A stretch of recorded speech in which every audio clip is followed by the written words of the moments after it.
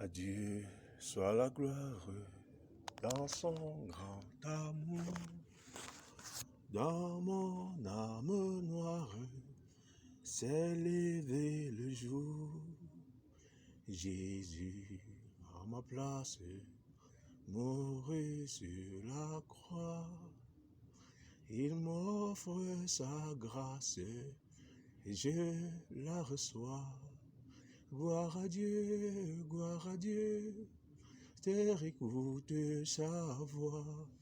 Gloire à Dieu, monde réjouis-toi. Oh, venons au Père, Jésus est vainqueur, que toute la terre chante en son honneur. De Jésus la joie remplit notre cœur, qu'importe qu'on voie tout notre bonheur.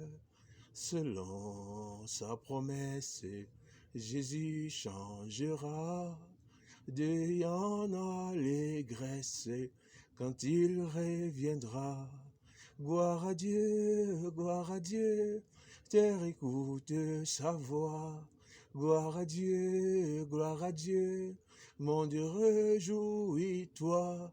Oh, venons au Père, Jésus est vainqueur, que toute la terre chante en son honneur. Seigneur, notre Hachem, nous te prions de nous accorder de plus en plus ton intelligence, car nous, ton peuple, nous voulons voir clair et marcher d'après ta vérité. Nous voulons être par ta sainte grâce délivrés du joug, Seigneur Père, oui, du joug de la servitude et marcher dans le joug de la liberté. Nous voulons, mon Dieu et mon roi, confesser au Seigneur Père ta doctrine, comme l'a confessé au Père, nos pères dans la foi, tes saints apôtres, Seigneur, ceux qui ont gardé ton saint commandement et se sont attachés fidèlement à ta volonté, mon roi et mon sauveur. Nous te prions de nous aider à nous dépouiller de toute œuvre stérile, afin que mon Dieu, mon roi, Seigneur Père, ne soyons plus esclaves de quoi que ce soit. Esclaves, mon Dieu et mon roi, ô Seigneur, des œuvres corrompues, des œuvres charnelles, mais que désormais par la puissance et l'autorité du Saint-Esprit, que nous soyons marqués, ô Seigneur Père, de l'empreinte, Seigneur Père, de la vie christique, celle qui nous anime en tout temps, Seigneur, de ta volonté, ô Saint béni soit-il. Père Dieu de gloire, nous voulons te prier pour toutes les lanternes qui nous écouteront ce matin, afin de nous aider, Seigneur Père, à sortir des pièges, à sortir des dangers, à sortir, mon Dieu et mon roi, Seigneur Père, de toutes les ruses et les armes de Satan, les armes du diable, Seigneur Père, pour nous maintenir captifs, Seigneur Père, dans une quelconque captivité, ô mon roi et mon sauveur. Honneur et gloire à toi, Yeshua Père, dans ton nom puissant, ton nom élevé, nous nous faisons te prier. Amen. Mais bien aimés dans le Seigneur, ce matin, je désire partager avec vous un point. C'est très important de le dire ce matin. Et déjà, j'aimerais déjà qu'on comprenne que le point que vous et moi nous allons partager ce matin est d'abord situé autour de l'action de grâce. L'action de grâce est, alléluia, une forme de reconnaissance. C'est-à-dire être reconnaissant vis-à-vis du Seigneur. Mais nous devons comprendre que dans la pensée du Père, si vous lisez minutieusement les livres de Lévitique, vous allez vous rendre compte que dans ce livre de Lévitique, le Seigneur donne des approches au peuple d'Israël par rapport à ce qu'on appelait les holocaustes, amen, ou bien les offrandes de paix, ou aussi qu'on appelait les actions de grâce. Et qu'est-ce qui constituait l'action de grâce? L'action de grâce, alléluia, je prends un peu l'exemple ici quand je vais essayer de nous lire un peu ce que le Saint-Esprit attendait par holocauste. Alléluia. Donc, les holocaustes, nous allons lire ici, c'était des gros et petits bétails, agneaux, boucs, béliers ou taureaux, mâles sans défaut, tourterelles ou jeunes pigeons pour les pauvres, entièrement brûlés sur l'autel des holocaustes, l'offrande volontaire privée, officiel à Dieu, officiel chaque matin, chaque soir, le sabbat, à la nouvelle lune, lors des fêtes. Gloire à Dieu. Et quand nous comprenons ces choses, on comprend bien que l'Holocauste devait être, entre parenthèses, je veux dire, l'offrande entièrement brûlée sur l'autel des holocaustes. C'est-à-dire qu'elle devait être agréée totalement à Dieu. En fait, quand nous voyons l'autel de l'Holocauste, et l'Holocauste qui était donné n'était que la représentation de la vie de celui qui venait offrir l'action de grâce. Donc l'action de grâce, ici déjà, c'est quoi? C'était la vie, la consécration. Prenons le livre de Romains 12, c'est très important. L'apôtre Paul nous dit dans Romains 12 de ne pas nous conformer au monde présent. Alléluia. Prenons un peu Romains 12, c'est important. Romains 12. Parce que parlant de l'action de grâce, nous allons essayer de ramener les pensées des uns et des autres à l'original. Parce qu'aujourd'hui, nous entrons dans le langage charnel. Je vous dis en vérité, beaucoup d'enfants de Yeshua ne sont jamais passés de la mort à la vie. Parce que nous sommes toujours esclaves des choses d'en bas. Amen. Nous sommes toujours esclaves des choses d'en bas, des œuvres charnelles. Nous sommes toujours esclaves du temps. Esclaves du temps. Amen. Et de la corruption même qui est liée à ce temps corrompu. Nous sommes esclaves. Nous voyons le monde, nous voyons les choses de Dieu comme les mondains. Alléluia. Nous n'entrons pas dans la pensée, alléluia, christique de la chose. Amen. Comment le Saint-Esprit veut nous amener à voir les choses de Yeshua dans la dispensation de l'Ecclésia. Et je vous raconte que la plupart des bien-aimés dans le Seigneur aujourd'hui se sont totalement détournés de la vie christique, de la simplicité de la vie en Yeshua pour adopter. Parce que deux fois nous voulons faire plaisir, deux fois nous essayons de... J'arrive pas à comprendre, j'arrive jamais à comprendre que comment quelqu'un qui reçoit l'éternité, la vie éternelle, peut se réjouir de sa naissance adamique, ici en bas, peut se réjouir des jours corrompus, c'est-à-dire des années corrompues que nous passons ici en bas. Je n'arrive pas à comprendre. Quand je regarde l'apôtre Paul, Paul qui dit, j'ai le désir de partir, le désir de mourir. Et il dit, Christ est ma vie et mourir pour moi est un gain. Est un gain. C'est-à-dire, Christ, lui, s'est dit, mais ma vie dans cette chair est comme pour moi une prison. Oui, mais lui voulait lui partir. Amen. Et Paul avait un temps, parce qu'il avait une mission à accomplir. Mais on n'a pas vu les apôtres. Les Paul s'est réjoui, amen, je veux dire, du temps limité que nous vivons aujourd'hui sur la terre. On n'a pas vu Paul ou les apôtres entrer dans cette pensée, cette idée que nous avons aujourd'hui. Et nous avons dépeint ces idées-là sous la forme d'action de grâce. Et c'est très dangereux. C'est très dangereux. Et je vous dis en vérité, comment quelqu'un qui a reçu la naissance christique peut encore se réjouir de la naissance adamique? Comment quelqu'un qui est délivré du temps peut encore se soumettre au temps?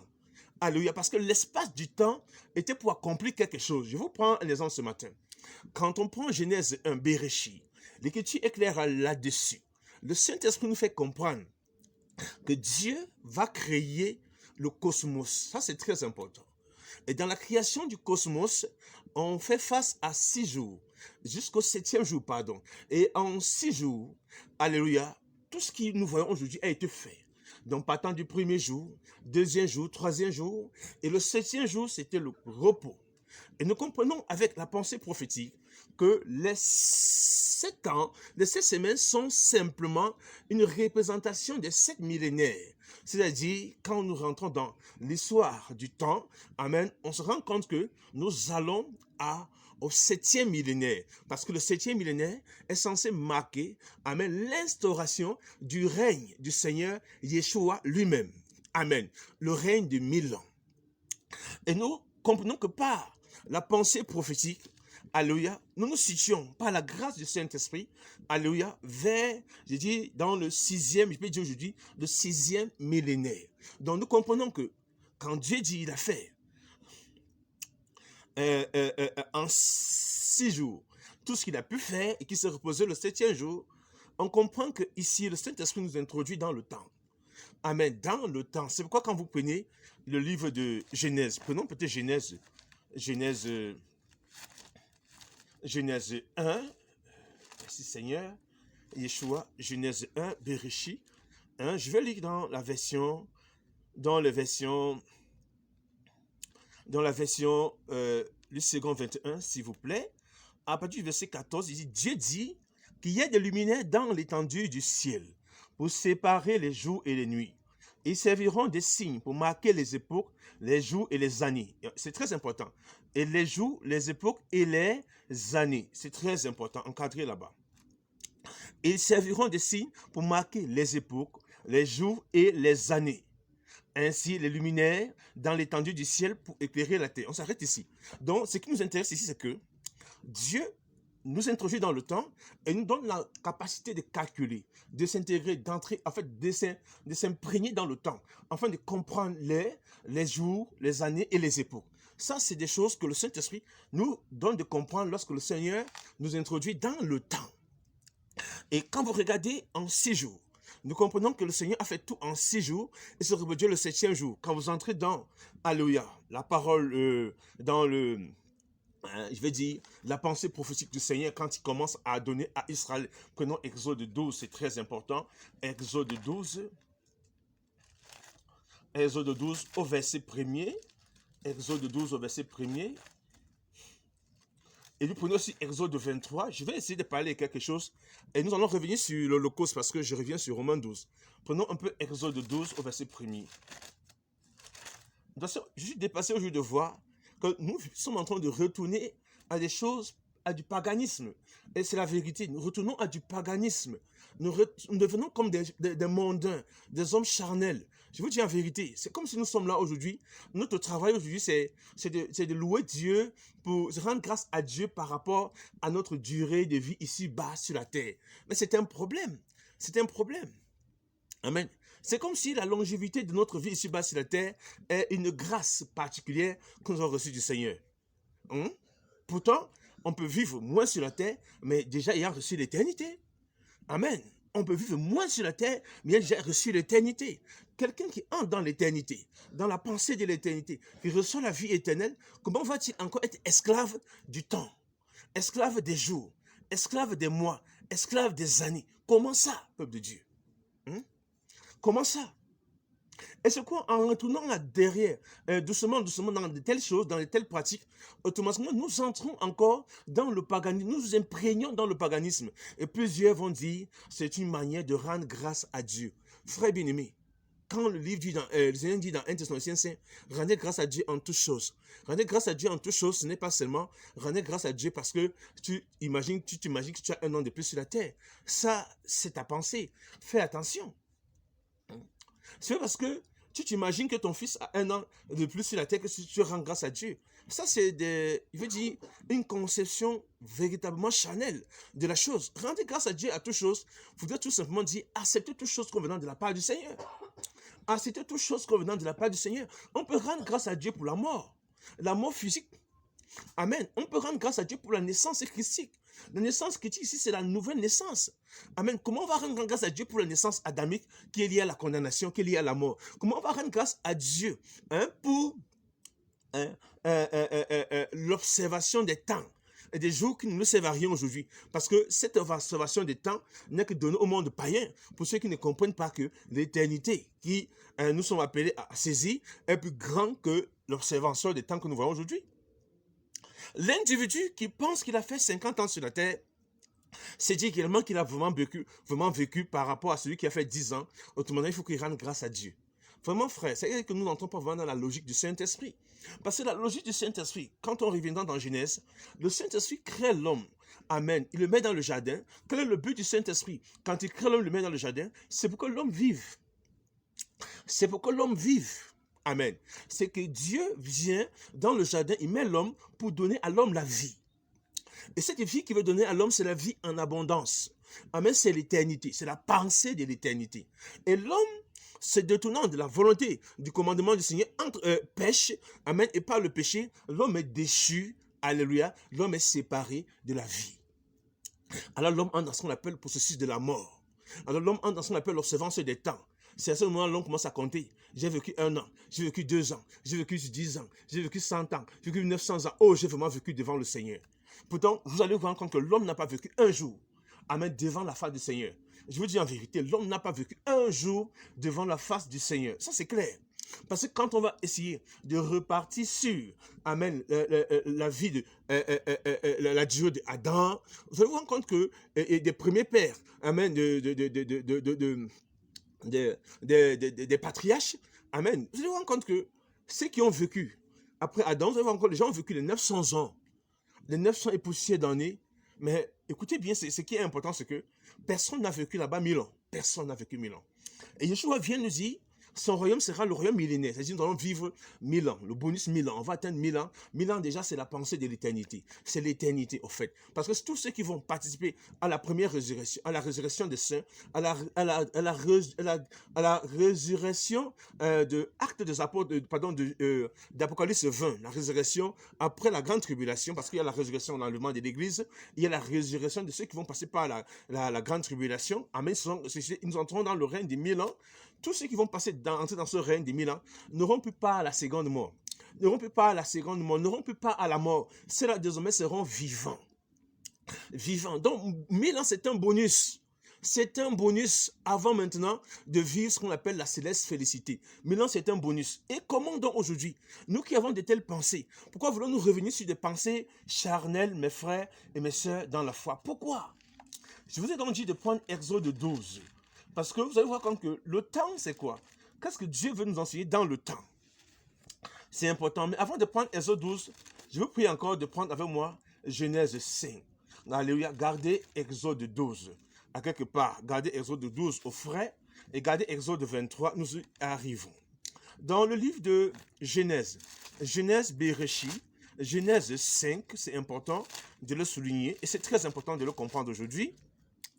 Voici le livre de l'histoire d'Adam, lorsque Dieu créa l'homme et le fit à la ressemblance de Dieu. Il créa l'homme et la femme, les bénit et les appela à être humains lorsqu'il fut créé. À l'âge de 130 ans, Adam eut un fils à sa ressemblance, à son image, et il l'appela Seth. Adam vécut 800 ans après la naissance de Seth et il eut des fils et des filles. Adam vécut 930 ans et il mourut. En cas dit là-bas, Adam vécut 930 ans et il mourut. Si vous partez d'Adam à Noé, le Saint-Esprit, le Seigneur fera quelque chose encore. Amen. De nouveau là-bas, vous vous rendez compte que au lieu de vivre amen, 900 ans, comme on a vu Adam vivre 900 ans, ou les Méchusalais qui ont vécu les 900 et poussières d'années, amen, le Saint-Esprit, le Seigneur va réduire la longévité de l'homme, amen, à 120 ans. À cause de quoi? Nous allons le temps de voir. Dans le temps, amen, l'homme est dans la tractation. Parce que le temps est donné à l'individu depuis la chute d'Adam et Ève pour saisir la pensée de l'éternité, pour entrer à nouveau dans la pensée de l'éternité, dans l'éternité. Amen. Et non pour se réjouir, amen, des petits moments, des moments passés sur la terre. Pour quelqu'un comme Adam qui a vécu 930 ans, vraiment, il est rassasié des jours. Mais l'Écriture nous fait comprendre qu'il n'a pas vécu un jour aux yeux du Père. Un jour, dans la présence, un jour, il n'a pas vécu un jour. Parce qu'un jour aux yeux du Père, c'est 1000 ans. Donc Adam n'a pas fait 1000 ans. Aucun d'eux n'a fait 1000 ans de vie. C'est pour nous faire comprendre que Dieu a bien voulu que l'homme vive vraiment longtemps, donc éternellement, l'éternité. Les calculs des dates, des années, tout ça, commence avec la chute de l'homme. Avec la chute de l'homme. Le fait de prendre plaisir aux mois, aux années, au temps, ça commence avec la chute de l'homme.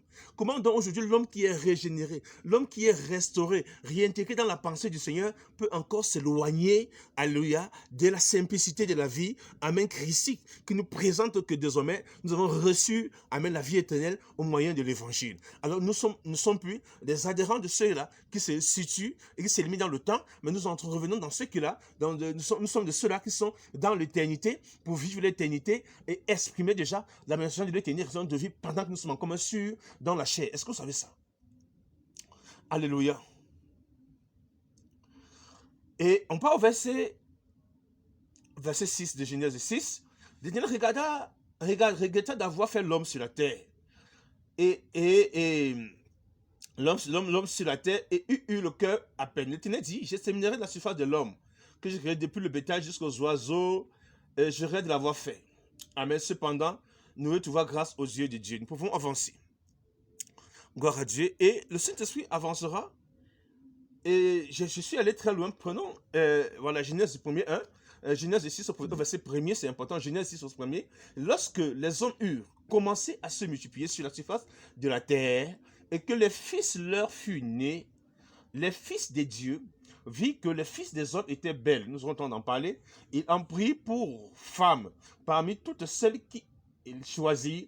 Alors l'Éternel dit, mon esprit ne contestera pas toujours avec l'homme, car l'homme n'est que chair. En cas de ceci, il vivra 120 ans. C'est Dieu qui dit, l'homme n'est que chair, il vivra 120 ans. On comprend que quand on voit dans Genèse 5, après la chute de Genèse 3, la chute de l'homme dans Genèse 3, amen, Genèse 4, l'homme chassé du jardin, amen. On voit dans Genèse 5, on se rend compte que là, l'homme, amen, déchu, le patriarche Adam a vécu 930 ans. Amen. Vous allez voir qu'avec la suite, ses enfants, tous vont vivre, amen, au-delà, même Noé. Et c'est jusqu'à l'époque de Noé où Dieu dit à Noé, ils ne vivront plus les 930 ans que tu as vus, les 960 ans que tu as vus, mais l'homme vivra 120 ans. L'homme vivra 120 ans, signe de la malédiction. Signe de la malédiction. Donc même 930 ans là-bas était toujours signe de la malédiction. Et si Dieu dit 120 ans, signe de la malédiction. Alléluia. Alléluia. Signe de la malédiction parce qu'il fallait une réparation. Pour que l'homme revienne dans la pensée de l'éternité. Pour que l'homme emprunte l'éternité à nouveau. Amen. Pour que l'homme retrouve la vie. Et sorte de ce concept-ci qui est païen, qui est charnel et qui peut facilement nous induire dans des grandes erreurs. Amen. Prenons le livre du psaume 90. C'est très important. Et nous allons lire maintenant avec Moïse. Qu'est-ce que Dieu dit? Et je reviens avec Exode. Exode, comme je l'ai lu tout à l'heure, Exode 12, premier, et Exode 23. Amen. Je vais essayer de parler un peu du temps. Alléluia. Et nous allons essayer de parler un peu ce matin avec le livre de Galates 4, verset 8. Ce que Paul nous dit par rapport à l'observance des jours, des mois et des années. Amen. Pourquoi Paul insiste là-dessus? Parce qu'en réalité, on va vous rendre compte qu'avec Jean 3, 16, on va voir tout à l'heure que le Seigneur vient pour un but. Amen. Pour que nous ayons la vie éternelle. C'est très important. Amen. Nous allons essayer de voir que le Seigneur vient pour un but, que nous ayons la vie éternelle. La vie éternelle, c'est quoi? C'est nous ramener dans l'éternité. C'est nous ramener dans l'éternité. Dans l'éternité, on n'est plus, amen, on n'est plus, je vais dire, soumis au temps et à l'espace. Non. Dans l'éternité, amen, on est au-dessus du temps et de l'espace. C'est quoi Jésus-Christ va dire dans ce Jean 3, amen, à Nicodème, celui qui est né de l'esprit est comme le vent. Celui qui est né de l'esprit est comme le vent. Il souffle. On entend le bruit qu'il fait, pardon, mais on ne sait d'où il vient et où il va. Ainsi en est-il de tous ceux qui sont nés de l'Esprit de Dieu. Tous ceux qui sont nés d'en haut, anothène en grec. Alléluia. Tous ceux qui sont nés d'en haut. Si vous ne naissez d'en haut, la naissance d'en haut nous sépare de ces choses. Des choses mondaines que nous voyons l'Église s'attacher aujourd'hui. J'ai un an de plus, j'ai un jour de plus. Ça, ce sont des œuvres charnelles. Ça ne nous aidera à rien. Ça nous ramènera que dans la servitude, dans l'observance du temps, dans l'observance des jours, dans la prison de ces choses-là. Alléluia. Nous allons revenir, amen, et nous embourber avec le calendrier païen qui est observé aujourd'hui par la plus grande partie de la soi-disant chrétienté. Amen. Pourquoi? Parce que charnellement, nous nous sommes approchés des choses du royaume. Prenons Psaume 90. Et nous allons lire Moïse. On a lu Noé, en Noé c'est 120. Donc tout ça dans Adam, 930 ans, tous ces gens que vous voyez, c'est déjà dans la malédiction. L'homme est chassé du jardin, l'homme a perdu la face de Dieu, l'homme entre dans la malédiction, et l'observance du temps devient pour l'homme désormais quelque chose d'important. En 930 ans, l'homme dit, oh j'ai vraiment beaucoup vécu devant Dieu. Ça c'est une vérité. En 960 ans, l'autre dit, oh j'ai vraiment vécu devant Dieu. Mais Dieu vient, il a dit, vous ne comprenez rien. Le péché s'est attaché à vous. Et vous aurez 120 ans. Et il vient encore avec Moïse, il dit, vous ne comprenez rien. C'est seulement 77 ans. Et vous ne comprenez pas ça.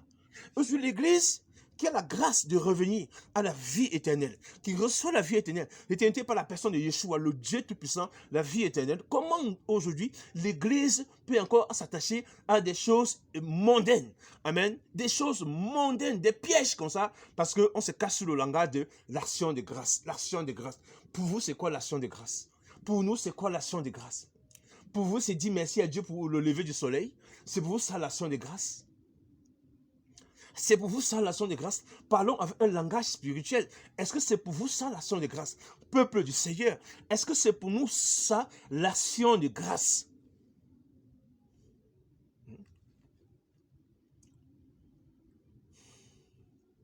Et nous sommes, nous prenons Somme 90.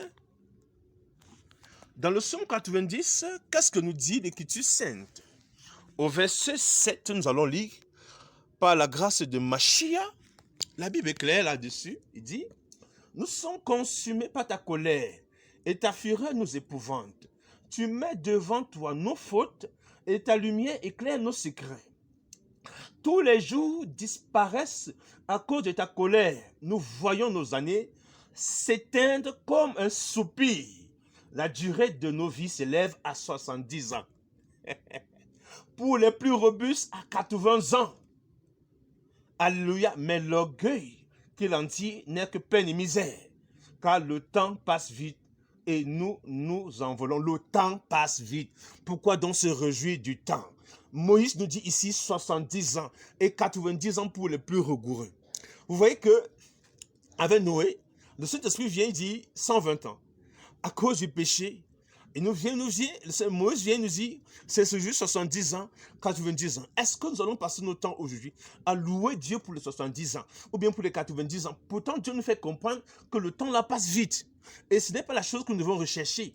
Non, ce n'est pas la chose que nous devons rechercher. Ce n'est pas de faire 10 ans sur la terre, 80 ans sur la terre, 100 ans sur la terre. La chose que nous devons rechercher, c'est de retourner à l'éternité. C'est de retourner à la pensée de l'éternité. Amen. Parce que le temps est fait pour nous aider à comprendre l'éternité et à revenir dans l'éternité. C'est ça la volonté du Père. C'est ça la volonté de Yeshua. C'est ça la volonté de notre Seigneur. Alléluia. Donc, ça n'a rien à voir. Comme définition de grâce aujourd'hui. Aujourd'hui, tout le monde, tu les vois des gens, ne sont pas en conformité avec le Seigneur, vivent dans le mensonge, dans le péché, dans l'injustice, dans les fausses doctrines, mais autour d'une table, ils disent qu'ils sont en train de rendre grâce à Dieu. Vraiment, je n'arrive pas à vous comprendre. Je n'arrive vraiment pas à vous comprendre. Allez lire les différentes formes d'action de grâce qu'il y avait dans Lévitique. Amen. Cela vous aidera. Cela va vous aider un peu à quitter l'obscurité, à quitter l'obscurantisme. Amen. Dieu appelle quoi action de grâce? Dieu appelle quoi action de grâce? L'action de grâce que nous avons au Seigneur, on va voir tout à l'heure, c'est le sacrifice, c'est notre sacrifice à nous, c'est un sacrifice vivant, c'est se donner entièrement à Yeshua et à sa volonté. J'y arrive, frère bien-aimé dans le Seigneur. J'y arrive. Amen. Donc toi qui observes le temps, les jours, les mois, tu es un païen. Tu es un païen, ma soeur. Mon frère, tu es un païen. Sortez de ces pensées qui sont corrompues, qui sont liées à l'asservissement, qui sont liées à la prison. Amen. Qui vont vous détacher davantage, amen, de la vie christique. Amen. Qui vont vous séparer davantage du bonheur de l'évangile pour vous amener dans une vie de tristesse qui sont une vie mondaine. Amen. Parce qu'au lieu d'avoir la pensée vers les choses, vers le royaume, vers l'éternité que nous avons déjà reçue, amen, on passe maintenant ce temps à nous complaire sur les 1 an passé sur la terre, les 1 an de plus, les 1 jour de plus, les 1 semaine de plus, les 1 seconde de plus. Frère bien-aimé, ça, vraiment, ça ne nous aidera pas. Amen. L'Église, alléluia, nous sommes en train de nous embouber dans des mentalités corrompues. Peuple de Dieu. Et parce que nous sommes dans le temps, souvenez-vous que le Saint-Esprit donne donc à Moïse, quand Israël sort de l'Égypte, Dieu dit à Moïse, voici le premier mois de l'année chez vous. C'est très important. Et ce premier mois de l'année, l'Éternel dit à Moïse, à Aaron, en Égypte, ce mois-ci, Exode 12 premier, sera pour vous le premier mois de l'année. Vous le célébrerez comme le premier mois de l'année. On entre dans un calendrier, on entre dans un temps arrêté. Amen, parce que le début d'année que nous avons ici déjà, l'orientation par le Saint-Esprit qui est marquée par la célébration de la Pâque, amen, nous devons aussi avoir la fin d'année. Gloire à Dieu. Dans Exode 23, nous allons donc comprendre que le Saint-Esprit est clair là-dessus. Il nous présente le début d'année, amen, et il va ensuite nous présenter la fin d'année dans un calendrier que certains appellent des fois calendrier liturgique, et que nous disons que ce n'est qu'un calendrier prophétique de ce que le Seigneur doit faire dans le temps et accomplir parfaitement dans le temps. Amen. Donc c'est un calendrier qu'il faut pénétrer et comprendre. Amen. Et connaître ce que le Saint-Esprit est en train de faire et là où il est en train de nous conduire. C'est très important. Donc nous comprenons que le premier mois de l'année était marqué par, nous avons les principales célébrations, il y avait la Pâque, il y avait les pains sans levain, les pains enzymes, il y avait ce qu'on appelle les prémices de la gève, il y avait la célébration de la Pentecôte. Enfin, je vais dire déjà, cela marque les premières parties. Amen. Parce que vous allez voir qu'Israël avait 3 convocations par an. C'est-à-dire, en dehors de la Pâque, les prémices de la gève et du pain sans levain, il y avait, amen, le mois de la Pentecôte, voilà, qui était célébré quelques mois après la Pâque. Amen. Et il y avait la fête des tabernacles. Amen. Il y avait la fête des récoltes, le Yom Kippour, pardon, le grand pardon, par an qui était, vous voyez ça dans Lévitique 16, il y avait la fête des récoltes, il y avait la fête des tentes qui était comme la fête des tabernacles, qui était une manière de nous amener à comprendre que, amen, nous allons vivre, amen, le repos du Seigneur dans son tabernacle. Amen. Donc, qui est l'image du règne de 1000 ans, du millénium. Amen. Donc le Saint-Esprit vient nous parler aussi avec le langage du calendrier parce qu'on est dans le temps. Amen. Il veut nous situer dans le temps pour qu'on puisse comprendre le temps, pénétrer le temps et ne pas nous laisser induire dans l'erreur dans le temps. Parce que le temps n'est pas fait pour jouer, pour dire Seigneur, merci pour un jour, pour un mois, pour une semaine. Mais le temps est fait aussi pour nous réconcilier, pour entrer dans la pensée du Seigneur par rapport au temps. Quand Dieu situe l'homme dans le temps, l'homme entre dans le péché. Amen. Dans le péché, l'homme entre dans la condamnation. Pourtant, le Satan qui est chassé dans le ciel, c'est avant le temps. Amen. Satan est chassé dans le ciel et jeté sur la terre. Alors quand le Saint-Esprit vient, il va révéler à l'être humain que, en vérité, quelqu'un est chassé dans le ciel à cause de sa rébellion. Vous n'entrez pas dans sa rébellion. Et l'homme entre dans la rébellion, l'homme aussi s'est fait condamner par le temps. Le Saint-Esprit vient maintenant, il nous aide à sortir du temps, déjà en nous faisant comprendre le temps. Amen. Et c'est pourquoi quand il vient, il donne un programme dans le temps pour que nous puissions saisir ce programme-là et comprendre sa pensée dans le temps pour nous délivrer des pièges du temps. Est-ce qu'on comprend ça, peuple de Dieu? Est-ce que nous comprenons ça, peuple du Seigneur? Alléluia. Et c'est clair ici. Dans ce Lévitique 23, je ne lirai pas tout. Vous avez le temps de tout lire dans ce Exode 23. Comme Lévitique 23, vous allez comprendre. Moïse dit, l'Éternel dit à Moïse, transmet ses instructions aux Israélites. Les fêtes de l'Éternel que vous proclamez seront saintes assemblées. Voici quelles sont mes fêtes. On travailla 6 jours, on avance là-bas. Vous allez voir, ça sont les fêtes. La Pâque, le 14e jour, on parle de la Pâque. Amen. Nous avançons. Vous avancez là, oui, on avance. On parle des fêtes des moissons à partir du verset 15. Oui. Et si nous avançons par la grâce du Saint-Esprit, oui, ça, nous avançons là. Nous avançons maintenant dans les fêtes des trompettes. C'est très important. Alléluia. Donc, quand on voit Exode 23 jusqu'à Exode 22, on a ici déjà les 4 autres formes de fêtes. Cela marque le début d'année. Amen, dans le calendrier. Parce que le début d'année, vous allez voir, c'est lié. Vous allez voir là déjà la fête des pains sans levain. Les pains sans levain, c'est au verset 7. Amen. Les prémices au verset 5, pardon. Les prémices de la gèbe, au verset 9. Amen. La fête des moissons, qui est ce qu'on appelle la Pentecôte. Amen. Amen. C'est qui se tenait 50 jours après. Amen. Ce qu'on appelle les prémices de la gèbe. Et c'est cette fête-là qui vient couvrir. Quand Yeshua vient dans sa première visitation, amen, il couvre ces 4 fêtes-là une fois. Il couvre ces 4 fêtes-là une fois. Et nous pouvons situer ces 4 fêtes dans le début d'année. Amen. Dans la fin d'année maintenant, sera marquée par les 3 autres fêtes. Vous allez voir à partir du verset 23, amen, du verset 27, du verset 26, amen, du verset 26, et nous allons jusqu'à la fin, verset 33, alléluia. Si vous avancez, vous allez vous rendre compte que là-bas, on parlera. Voilà, il dit ici au verset 41, vous célébrerez chaque année cette fête à l'Éternel pendant 7 jours. Nous comprenons donc que ici nous sommes dans la fin d'année. amen, donc, qui était couvert par ces autres fêtes qui avaient la fête des trompettes, les jours des expiations et la fête des tentes. Amen. C'est très important de le comprendre. Et là, Dieu vient, il couvre ça. Le Saint-Esprit vient, il couvre ces choses-là. Amen. Pour nous instruire du temps. C'est très important. C'est très, très important, famille christique. C'est très, très important.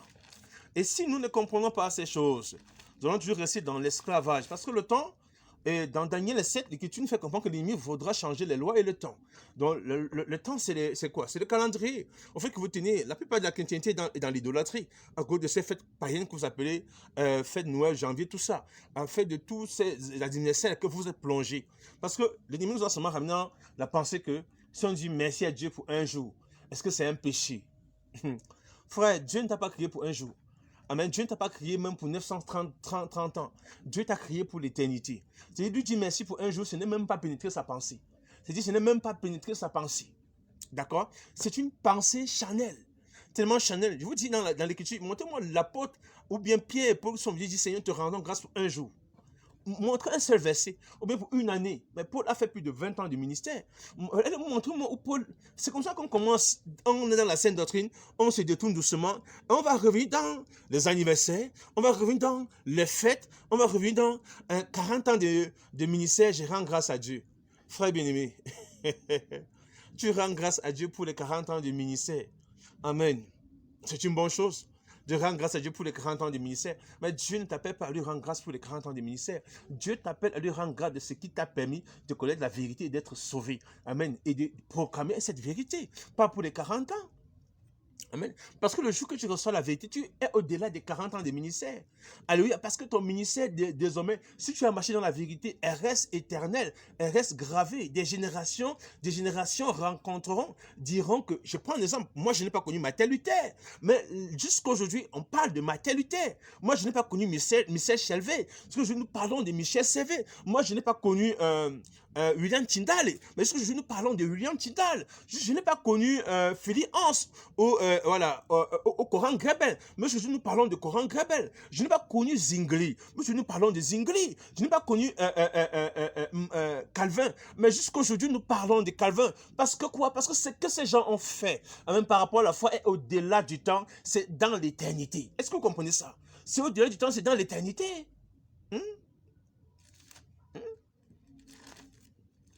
Bien-aimés, nous devons sortir. Et Paul l'a dit. Comme les gens vont dire, on ne vous juge pas ce qui concerne les fêtes, les mois. Frère, ça concernait là-bas, voilà, ça concernait Israël là-bas. Ah, mais ce n'est pas dans le paganisme aujourd'hui. Ce n'est pas dans le paganisme. Les mois, tout ça, on voit ça dans Lévitique, dans Exode 23. C'est clair, le Saint-Esprit commence à parler de ces choses. Dans ce Lévitique, quand le Saint-Esprit nous accorde de la grâce de comprendre les choses grandes, les choses cachées, des choses importantes. Alléluia. Dans ce Lévitique 23, si vous lisez tout Lévitique 23, vous allez aussi entrer dans la pensée du Seigneur par rapport au début d'année et à la fin d'année. Et les différentes fêtes donc qui marquaient ici, amen, le plan de Dieu dans le temps pour nous amener à son repos parfait. Amen. Parce que le repos parfait est Christ et le repos parfait est l'image, amen, de l'établissement du règne de Christ sur la terre.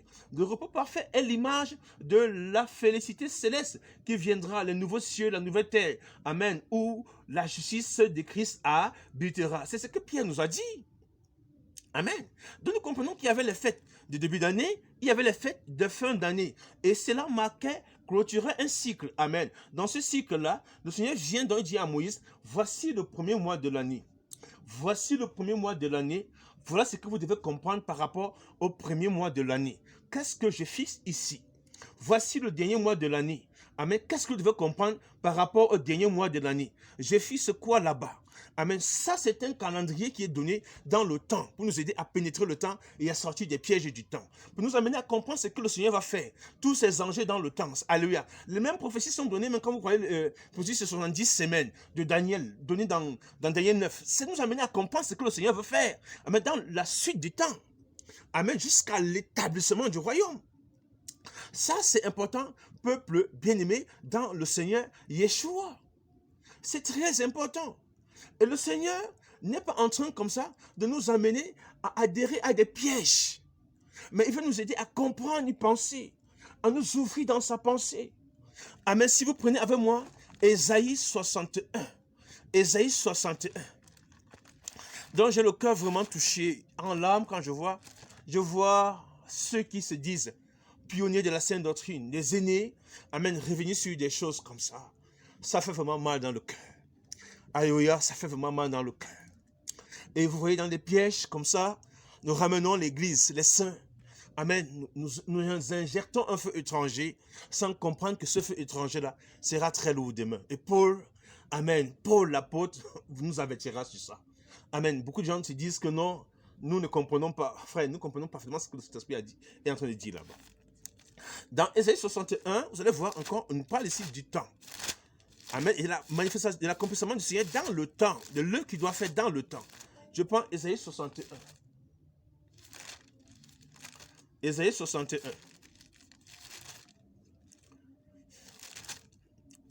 Alléluia. Ésaïe 61, chers bien-aimés dans la foi. Ésaïe 61, le Seigneur dit à partir du verset 1, l'Esprit du Seigneur, Yahweh est sur moi, parce qu'il m'a oint, il m'a consacré par onction pour annoncer des bonnes nouvelles aux pauvres. Il m'a envoyé pour guérir ceux qui ont le cœur brisé, pour proclamer aux déportés la liberté, aux prisonniers la délivrance, pour proclamer une année de grâce de l'Éternel. On s'arrête ici. Il pour proclamer quoi? Une année de grâce. Donc l'année de grâce a commencé avec Yeshua. L'année de grâce, je vous pose une question. Nous sommes dans l'année de grâce. Quand la grâce est publiée, nous sommes dans une année. C'est-à-dire, c'est comme dans ce calendrier que nous voyons dans Exode 12. C'est comme dans ce calendrier des faits que nous voyons dans Exode 23 et dans Lévitique 23. Amen. Dieu dit, il publie l'année des grâces. Dans l'année des grâces, vous allez voir que avec l'évangile, amen, les 4 premières fêtes de la loi sont accomplies en Yeshua.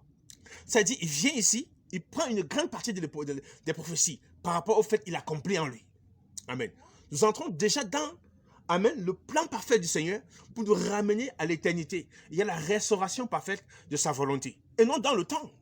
Et non dans le compromis qui est figé dans le temps. Il faut comprendre l'écriture. Amen. Quand vous prenez avec moi maintenant Luc 4. Amen. Luc 4 pour entrer dans et pénétrer la pensée du Saint-Esprit là derrière. Et je le dis que vraiment, si ce n'est pas à notre honte, amen, nous devons réellement nous repentir, peuple de Dieu, Église du Seigneur, et nous détacher de toutes ces pensées et mentalités corrompues. Parce qu'en vérité, à la fin, le fait d'entrer dans l'observance des jours et des mois vont vous amener à être de plus en plus attachés, amen, aux choses d'en bas. Hein.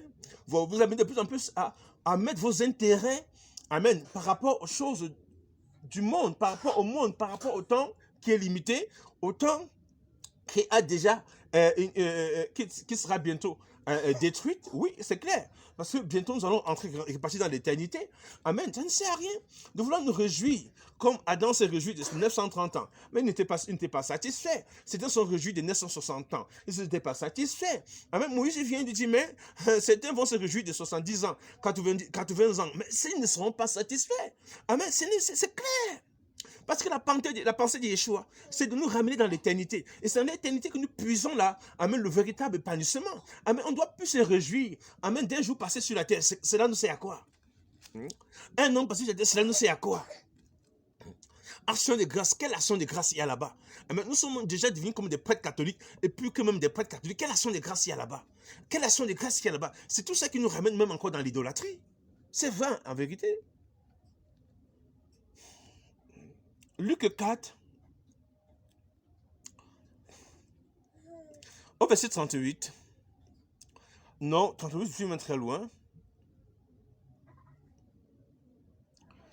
Au verset 16, Jésus se rendit à Nazareth, où il avait été élevé, et conformément à son attitude, il entra dans la synagogue le jour du sabbat. Il se leva pour faire lecture. On lui remit le livre du prophète Ésaïe. Il le déroula et trouva l'endroit où il était écrit « L'Esprit du Seigneur est sur moi parce qu'il m'a consacré par onction. Pour annoncer la bonne nouvelle aux pauvres, il m'a envoyé pour guérir ceux qui ont le cœur brisé, pour proclamer aux prisonniers la délivrance et aux aveugles le commandement de la vie, pour renvoyer les libres les opprimés, pour proclamer une année de grâce. Et ensuite, il roula le livre. Quand Yeshua a fini ça, il roule le livre. Amen. Ici, il dit, pour proclamer une année de grâce, il roule le livre. Il dit, cette partie-ci, il accomplit. Amen. Ça, c'est très important. La vengeance doit venir, mais il roule là l'année de grâce. Nous entrons maintenant dans ce qu'on appelle l'ouverture de l'année de grâce. Là maintenant, c'est toujours un calendrier, mais c'est un calendrier qui n'est pas situé dans le temps. Parce qu'elle est située dans le temps par rapport à ce que le Seigneur doit faire. Mais c'est un calendrier qui, alléluia, va au-delà du temps. Parce qu'elle n'est pas limitée. On ne sait pas combien de temps va durer l'année de grâce. On ne sait pas combien de temps ça va mettre.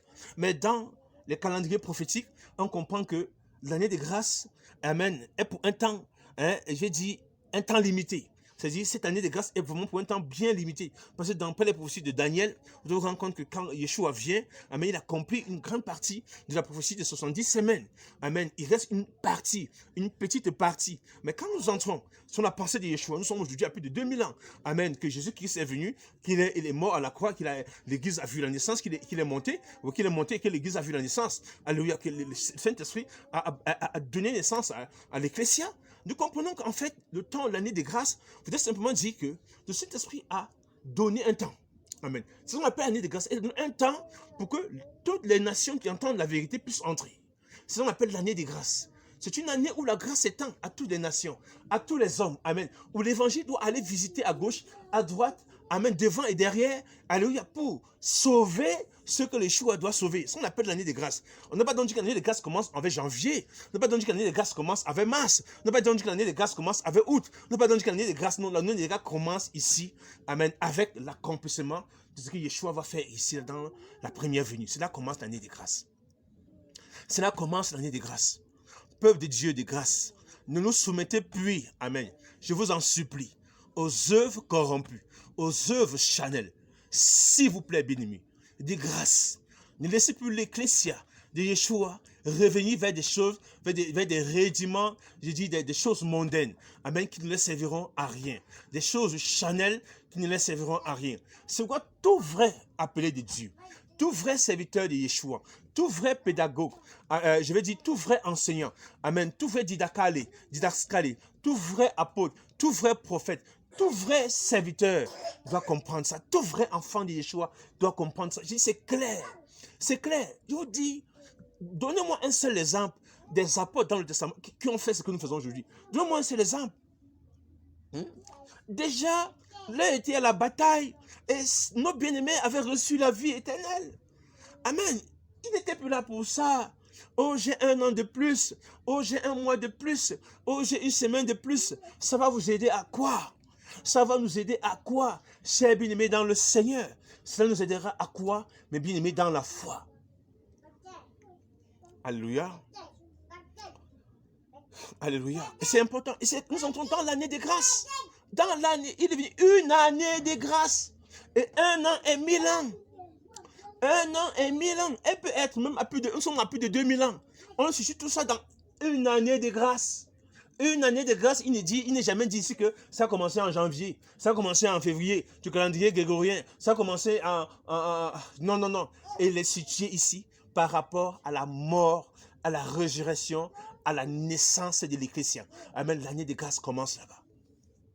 Les derniers jours, où la manifestation du salut doit aller dans toutes les directions de la terre, dans toutes les directions de la terre, dans tous les 4 coins cardinaux, où l'évangile doit être prêché, lu, connu, accepté. Amen. Parce que c'est un temps où le Saint-Esprit permet à ceux qui n'ont pas, qui étaient au loin, d'y entrer. Et ceux qui étaient même auprès, qui étaient aveugles, d'y entrer. Alléluia, c'est très important. Amen. Christ viendra sceller toutes ces choses-là. Quand Christ reviendra, c'est pour sceller tout ça. Donc nous sommes déjà entrés dans une année de grâce. Quelle année de grâce encore tu veux me conduire? Quelle année de grâce encore nous voulons nous soumettre aujourd'hui? Seigneur, l'an de grâce. Je te rends grâce pour cette année. Vraiment, qu'est-ce que vous nous amenez où là? Vous nous amenez sur quoi? Vous nous amenez sur quoi? Vous avez reçu l'éternité, la vie éternelle. Vous nous amener sur quoi? Chez bienvenue dans le Seigneur. Vous voulez nous amener sur quoi? Alléluia. Je prends l'Écriture sainte dans la parole. Je prends Galates 4, Et je vais m'arrêter bientôt et je vais conclure avec Jean 10, Jean 3, 16 et Jean 5, 24. Nous allons nous dire dans la paix. Si le Seigneur le permet, nous reviendrons là-dessus et nous travaillerons à fond en comble. Amen.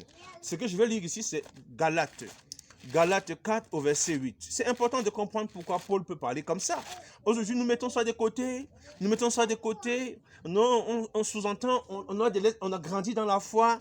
Non. Même si tu grandis dans la foi, comment tu n'as pas pu grandir que Paul. Ça, il faut le comprendre. Nous n'avons pas pu grandir que Paul. Si tu as grandi dans la foi, tu n'as pas pu grandir que Paul. Donc, Paul est né dans la foi. Il doit t'enseigner la foi. Quand tu te laisses enseigner, lis d'abord Paul. Paul t'enseigne la foi. Amen. Laisse ton docteur, ton pasteur, ton évangéliste, ton apôtre qui est là-bas. Non. Lui, il a besoin de Paul pour que Paul l'enseigne. Toi aussi, laisse d'abord Paul t'enseigner. Amen. Dans verset 8, Paul dit, autrefois, vous ne connaissez pas Dieu. Mais Paul s'adresse au sein de, je vais dire, de la localité d'Antioche, de Syrie, ou de Pamphylie, ou de Galatiens. Voilà. Paul s'adresse aux Galatiens. Et c'était des païens. Amen, c'était des païens. C'était un monde soumis à la dictature de Satan. Ces gens ne connaissaient pas Dieu. Mais ces gens avaient une manière pour eux d'honorer Dieu, leur Dieu. Parce qu'en vérité, ce n'était pas le vrai Dieu. Et Paul dit, autrefois, ne connaissant pas Dieu, vous serviez des dieux qui par nature ne le sont pas. C'est important. Mais maintenant que vous avez connu Dieu, ou plutôt que vous avez été connu de Dieu. Donc, il y a un problème. Soit nous connaissons Dieu, ou soit nous avons été connus par lui. Parce que si nous ne sommes pas connus, si nous ne le connaissons pas, et si nous n'avons pas été connus par le Seigneur, on retournera dans ces choses-ci. Comment pouvez-vous retourner à ces principes élémentaires, sans force, sans valeur, auxquels vous voulez vous asservir encore? Vous faites très attention aux jours, c'est ça, aux mois, aux saisons, aux années. J'ai peur d'avoir inutilement travaillé pour vous. Ça, c'est dans la version second 21. Je lis dans la version second 110. Dans la version second 110. Et je lirai dans la version BJC. Nous pouvons lire aussi dans la version Bible des peuples catholiques. Je vais en lire là pour que nous ayons, alléluia, une claire information là-dessus. Parce que ça ne sert à rien. Vous n'êtes pas plus grand que Paul aujourd'hui. Alléluia. Nous, les nations, nous ne sommes pas plus grands que Paul. Donc, laissons-nous renouveler par le Saint-Esprit. Montre-moi un seul verset où Paul a dit, je rends grâce à Dieu pour un an de plus. Vraiment, arrêtez toutes ces choses, peuple de Dieu. C'est une distraction qui ne nous aidera pas et qui nous amènera à nous éloigner de la volonté du Seigneur, de nous attacher à des choses sérieuses. Autrefois, ne connaissant pas Dieu, vous serviez des dieux qui ne le sont pas de leur nature. Donc, mais à présent que vous avez connu Dieu, ou plutôt que vous avez été connu de Dieu, comment retournez-vous à ces faibles et pauvres et rudiments auxquels de nouveau vous voulez vous asservir? Vous observez les jours, les mois et les temps et les années. Paul dit, je crains d'avoir inutilement travaillé pour vous. Soyez comme moi, car moi aussi je suis comme vous. Frère, je vous en supplie. Donc Paul n'était pas dans ça, dans ces observances-là. Paul n'était pas dans ça. Et qu'est-ce qu'on comprend dans les jours, les mois, les années, les temps? Je reviendrai là-dessus. Et nous allons travailler, j'ai dit, en fond, en comble là-dessus. Je reviendrai là. Amen. Les mois, les années, les jours. On est retourné dans tout ça aujourd'hui. C'est tout ça. Mais Paul dit, soyez comme moi. Donc Paul n'entrait pas dans ces préceptes-là. Paul, au temps de Paul, il y avait bel et bien les calendriers. Il y avait bien l'observance des jours, des mois, des temps. Les gens, le monde païen pouvait se réjouir, oh Seigneur, un an de plus, un mois de plus, une année de plus. Paul dit, vraiment, j'ai craint avoir travaillé inutilement pour vous. Amen. Et comment aujourd'hui des bien-aimés dans le Seigneur? Vous qui tenez la Bible, l'écriture sainte, vous qui vous appelez serviteur, vous qui vous appelez enfant de Yeshua, vous qui vous appelez modèle, vous qui vous appelez apôtre, docteur, prophète, pasteur, tout ça, vous qui vous appelez saint du Très-Haut, comment, sur de tels rudiments, amen, voulez-vous encore retourner? Comment voulez-vous encore vous faire prisonnier à de tels rudiments? Dans la version catholique, parce que ce sont des Bibles corrompues catholiques, dans le peuple, il dit, la Bible des peuples catholiques, donc au verset 8, il dit, autrefois vous ne connaissez pas Dieu, et vous serviez des dieux qui ne le sont pas. Et puis, vous avez connu, et puis que vous avez connu Dieu, Ou plus exactement, Dieu vous a reconnu. Écoutez bien. Mais alors, pourquoi revenez-vous à des obligations, à des choses pauvres et sans vie? Notez ceci. À des choses pauvres et sans vie. Ça dit que même la Bible de Babylone, là, amen, de Nebuchadnezzar, de l'Antichrist, ça a été dit que c'est des choses quoi? Ce sont des obligations, des choses pauvres et sans vie, des choses pauvres et sans vie. Donc, des choses qui n'ont pas de vie, c'est la mort derrière. Amen, c'est la mort derrière, pauvre et sans vie. Et sans vie. Vous voulez donc de nouveau en être esclave. Donc, derrière ça, c'est l'esclavage. Derrière cette pensée-là, c'est l'esclavage. Et vous allez observer tel jour, et la nouvelle lune, et cette période-ci, cette année-là, vraiment, je crains d'avoir perdu ma peine avec vous. C'est fort. Je crains d'avoir perdu ma peine avec vous. Je crains d'avoir perdu ma peine. Très bien aimé, vous vous amenez sur quoi? Vraiment, repentez-vous. Ceux qui sont dans les anniversaires, repentez-vous. Parce que vous allez mourir là dans le péché, vous irez en enfer directement sans embouteillage. Ça, je vous dis la vérité. Vous allez recevoir des temps là. Vous avez vu qui dans l'écriture? Paul dit, j'écris, on va travailler en vain pour vous. Bon, c'est en vain que vous croyez. C'est en vain que vous faites appeler enfant de Dieu. Comment vous retournez dans des pensées comme ça? Dans de telles observations. Dans des choses pauvres et sans vie, comme dit même la Bible catholique. Babylone la grande. Alléluia. Jean 3, 16. Et moi, je m'arrête là ce matin par la grâce et la puissance du Saint-Esprit. Jean 3, 16. Et c'est très, très important. Jean 3, 16. Jean 3, 16. C'est très important. Jean 3, 16.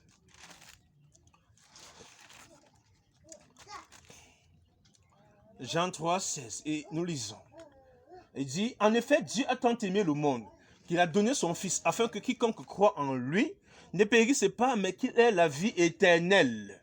Et qu'il ait la vie éternelle. Dieu a tant aimé le monde qu'il a donné son Fils unique, afin que quiconque croit en lui ne périsse pas, mais qu'il ait quoi? La vie éternelle. Il est quoi? La vie éternelle. Voilà le but pour lequel il s'est venu, pour que nous ayons la vie éternelle.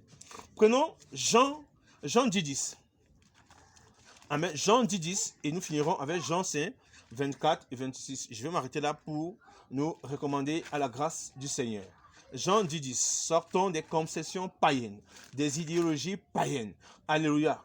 Paul a dit, Paul lui-même vous a dit, prenez l'exemple sur lui. Donc moi, je prends l'exemple sur Paul. Avant de te parler ce matin, je prends l'exemple sur Paul parce que j'ai laissé Paul m'enseigner. Si tu n'as pas laissé Paul t'enseigner, amen, tu diras du n'importe quoi. Et vous allez égarer les gens avec des choses pauvres, sans valeur, qui n'ont pas de vie. Amen. Si ça n'a pas de vie, donc c'est la mort. C'est tout. Nous allons lire ici Jean 10, 10. C'est très important. Jean 10, 10. Jésus dit, le voleur ne vient que pour égorger, détruire et nuire. Les brebis, et dit, ne vient que détruire et nuire. Je suis venu afin que les brebis aient la vie et qu'il l'ait en abondance. Jésus est venu afin que nous ayons quoi? La vie et que nous l'ayons en abondance. C'est clair. Le voleur ne vient que pour détruire, égorger. Donc Satan va venir avec des idées corrompues, des pensées corrompues, des idéologies corrompues pour nous amener dans quoi? Dans la mort. Amen. Pour nous ramener sur l'observance des jours, des mois, des années, sur le temps. Et c'est très dangereux. Et Yeshua nous dit ici, c'est clair qu'il est venu pour que les brebis nous ayons la vie et que nous l'ayons en abondance. Donc quand tu es à Yeshua, tu as déjà la vie. Tu es en abondance. Tu n'es plus limité. Tu n'es plus limité au temps ni à l'espace. Amen. Tu es maintenant dans l'éternité. L'éternité est au-delà du temps. Et au-dessus du temps. Et au-dessus de l'espace. Est-ce qu'on comprend ça? Parce que l'espace, c'est le temps que le Seigneur a déterminé pour accomplir sa volonté dans le temps. Il faut qu'on comprenne ça. Jean 5, 24. Je m'arrête là ce matin. Jean 5, 24. Amen. Quelle église aujourd'hui sommes-nous vraiment plongés? Quelle église, peuple de Dieu? Jean 5, 24. Je sais que cette prédication ne fera pas plaisir à plusieurs, mais je ne peux pas vous faire plaisir à un frère, à une sœur. Mais je parle ici pour éveiller la conscience d'un frère et d'une sœur qui, ayant bien commencé, peut mal finir. Nous devons comprendre une chose, qu'alléluia, faisons attention à ce que le Saint-Esprit nous a mis en garde. S'il y a des avertissements, allez définir comme vous voulez définir. Rendez grâce à Dieu en toute chose. Faites attention. Parce que quand on va plaiser la pensée d'Éphésiens, de 1 Thessaloniciens 5, ce n'est pas ce que Paul est en train de dire là-bas. Ce n'est pas ce que Paul veut dire là-bas. Le Saint-Esprit ne se contredit pas. Amen. Donc prenons Jean 5. 24, Jésus dit, en vérité, je vous le dis, celui qui écoute ma parole et qui croit à celui qui m'a envoyé à la vie éternelle. C'est important. À la vie éternelle. La vie éternelle, c'est l'éternité, déjà dans l'éternité. Amen. Tu ne peux conditionner par la nature adamique, par les jours, les mois, tout ça. Il ne vient pour un jugement, mais il est passé de la mort à la vie.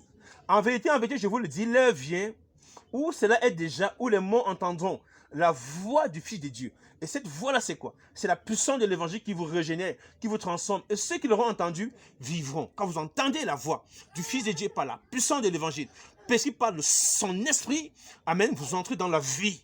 Alléluia. Et vous avez déjà la vie. Vous avez déjà la vie. Oh, pourquoi revenir encore à des bassesses? Des choses aussi faibles. Amen. Des rudiments corrompus. Amen. Pourquoi revenir à de telles choses? Pourquoi vouloir observer les jours, les mois, les années? Tu as déjà la vie éternelle. Tu rends grâce encore à Dieu sur ça, sur quelle base? Est-ce que lui t'a dit que c'est là-bas l'action de grâce? Et je clôture avec Romains 12. Que Dieu bénisse sa parole. Romains 12. Alléluia. Romains 12. Et que le Saint-Esprit nous amène et nous appelle tous à la repentance. Sortez de ce concept, de ces idées, de ces pensées. Elles sont corrompues, elles ne vous aideront à rien. L'action de grâce n'est pas le plat de pommes que tu manges. L'action de grâce n'est pas le jour de l'année de plus que tu reçois sur la terre. Je dis merci à Dieu, ce n'est pas ça l'action de grâce. L'action de grâce, c'est une consécration absolue de l'individu à son Créateur. C'est ça l'action de grâce. L'action de grâce ici, quand Pierre nous dit que dans 1 Pierre 2, comme nous devons offrir à Dieu des victimes spirituelles agréables, c'est ça l'action de grâce. Ce sont des victimes, c'est la vie, c'est la consécration, c'est l'abandon totalement à la volonté de Yeshua. C'est ça l'action de grâce et non ce que nous voyons là. Alléluia. Je vous exhorte donc, mes frères, par les compassions de Dieu, à offrir vos corps en sacrifice vivant, saint, agréable à Dieu, ce qui sera de votre part un culte raisonnable. C'est ça. Ne vous conformez pas au monde présent. C'est ça le monde présent, l'observation des mois, des années, tout ça. C'est le monde présent. Mais soyez transformés par le renouvellement de l'esprit, afin que vous éprouvez quelle est la volonté de Dieu, ce qui est bon, agréable et parfait. Alléluia. Nous pouvons dire Atéléa en grec, qui veut dire Alléluia. Alors je vous laisse, bien aimés, dans la volonté du Père, afin qu'il vous instruise, qu'il vous en délivre des pensées, des idées, alléluia, et des décisions corrompues. Que la puissance, l'autorité du Saint-Esprit vous ouvre grandement les yeux, en vous détachant des pièges que l'ennemi veut nous ramener sur l'observance des jours, des mois et des années, sur le temps qui est déjà bien limité, et bientôt sera, alléluia, alléluia, balayé par notre Père, le Seigneur Yeshua, qui veut nous ramener dans l'éternité. Qu'en recevant cette prédication ce matin, que le Saint-Esprit confonde toutes les idées corrompues et païennes qui t'animaient, toutes ces idées qui ont voulu te détourner de la simplicité à l'égard de l'évangile de Yeshua, notre Seigneur et Sauveur.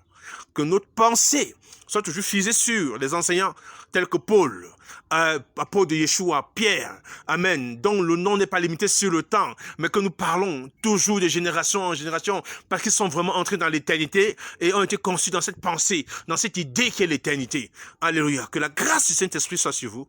Demeurez puissamment bénis. Shalom, shalom et shalaim.